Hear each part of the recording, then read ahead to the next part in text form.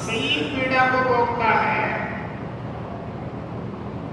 और उसके बाद कहते हैं माँ के गर्भ में प्रत्येक जीव को, माँ के गर्भस्थ अवस्था में प्रत्येक जीव को पिछले 100 जन्मों की याद आती है। गर्भ में आओ और वो प्राणी वहां होता है, भगवान से प्रार्थना कर रहा है, तस्यो प्रसन्नममितं जगत् छाया नाना तनो भूर्जलत् चरणारविन्दं सोऽहं प्रजामि शरणं कुतो भयं मे येने दसी गतिर्दर्शयतो अनुरूपा।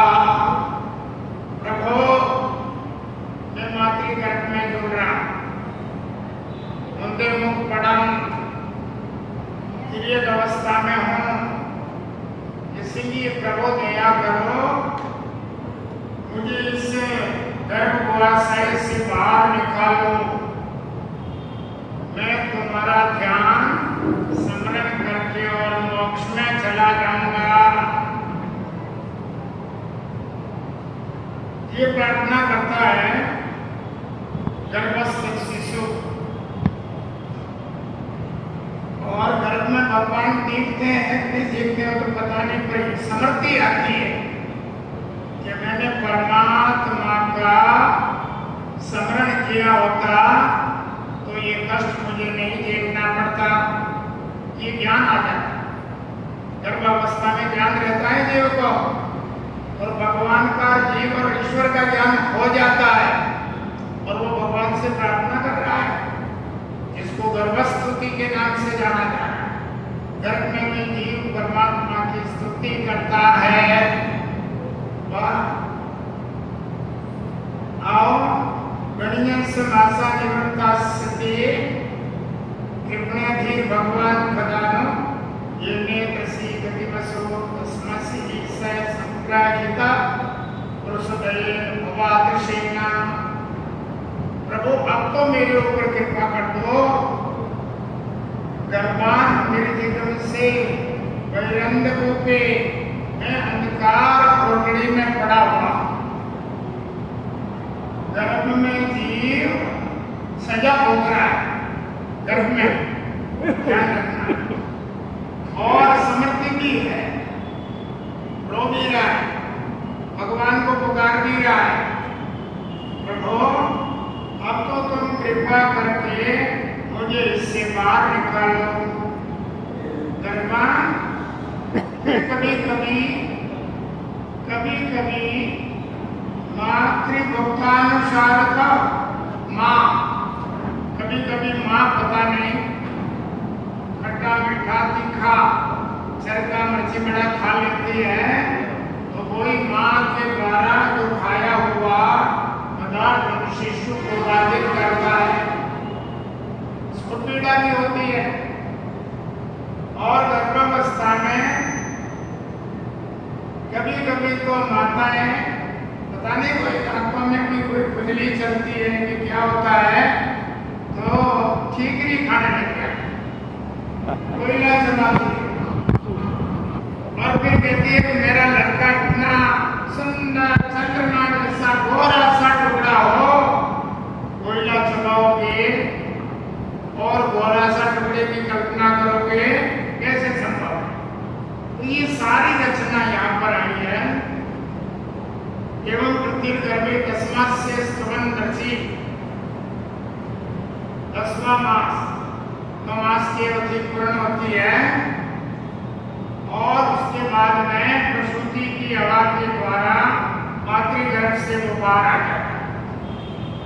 पतितो उपवेशित मूत्र विष्ठा भूरि चेष्टते, गंदगी से सना हुआ, मूलमूत्र से भरा हुआ, यसी कोई गौरव यदि गते ज्ञानी विपरीता गतिम, डॉक्टर से कोई पीड़ा नहीं,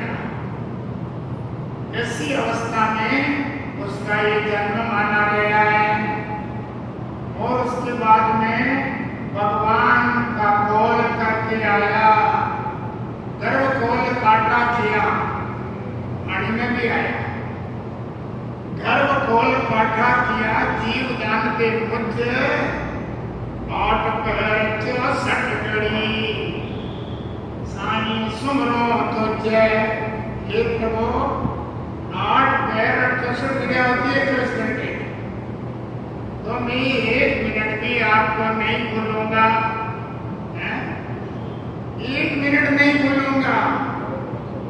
और अब जन्मने के बाद 1 मिनट भी याद किया, वाह संसार गार्डन में फिर वही दशा, फिर वही रास्ता, फिर वही पीड़ा, वही नरक। इस प्रकार फिर लालने पालने तो कम, छोटी उम्र है। पंडु जी ने भैया लिखा धरत दशा निष्काम करना गया। धीरे धीरे वो मच्छर काट रहे होंगे, रो रहा है, क्यों रो रहा है, क्या बात है, दूध तो पिला दिया फिर भी रो रहा है। खटमल काट रहे होंगे, रोदंते मित्रम ज्ञानम कृमम कृमि यथा, और कीड़े मकोड़े कोई भी काटने खुद तो उड़ा नहीं सकता, फिर भी ये तो झेलना पड़ता है, वो रोता रहता है। धीरे धीरे फिर बड़ा हो गया और उम्र हो गई, जवान हो गया, और फिर संजय ने बोलिया कि उसे जो सबके डांडे सुचर यतता से भवित मोह बंधन से प्रसंगता, ये सारा ज्ञान लुप्त होता गया, फिर वही संसार बन गया, शादियां हो गई, और ऐसे ही संसार में प्राणी का ये गमन आगमन चलता रहता है।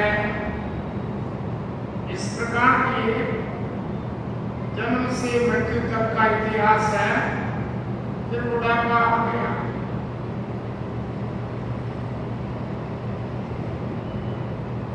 और फिर बुढ़ापे के बाद में फिर मृत्यु धर्म को प्राप्त हो गया। मृत्यु धर्म को प्राप्त हो गया, फिर वही गमनागमन शुरू हो गया।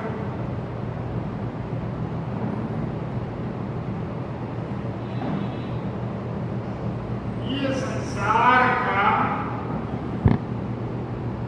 अद्भुत चक्र,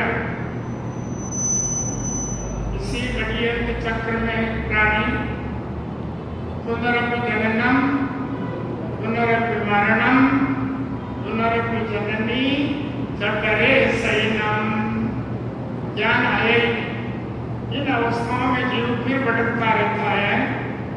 ये इस प्रकार का इतिहास बताया भगवान कपिल का, सारा ज्ञान दिया गया। सदरूपा थे देवहूति, देवहूति के ये भगवान कदम जन्मे जो सांख्य दर्शन के प्रणेता माने जाते हैं, और मातृ ज्ञान वो संसार में आगे विद्यमान है। लंबा ज्ञान देने के बाद भगवान कपिल कहने के लिए बोले, माँ मेरे उस दिए हुए ज्ञान को तुम स्वीकार करो। अब मैं जिधर हमारे पूज्य पिता महर्षि कदम गए थे उधर मैं भी प्रस्थान करूंगा। तुम इस बिंदु सरोवर के किनारे बैठी रहना, योग में आस्थित होकर के शरीर का मोह छोड़ दो और सहज मुक्ति में चली जाओगी। ऐसा करके भगवान कपिल भगवान जी को स्थान छोड़ देते हैं और पूर्व दिशा की ओर बंगाल के क्षेत्र की ओर निकल जाते हैं। बंगाल गंगा सागर होता है ना, और तीर्थ बार बार गंगा सागर एक बार जाना नया जिंदगी देखा कोई दम नहीं, और मछुआरों का डेरा रात रहने महंगा पड़ा, निर्भर दादों के सभी भाग गए।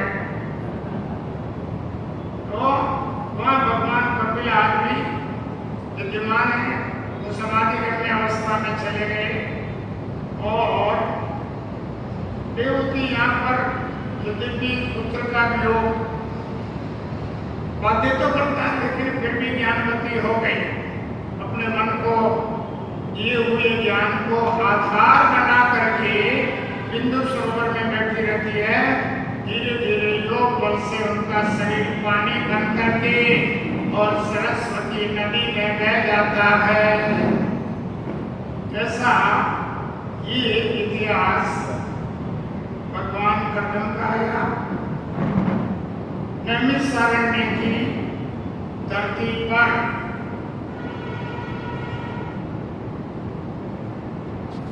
बोलिए।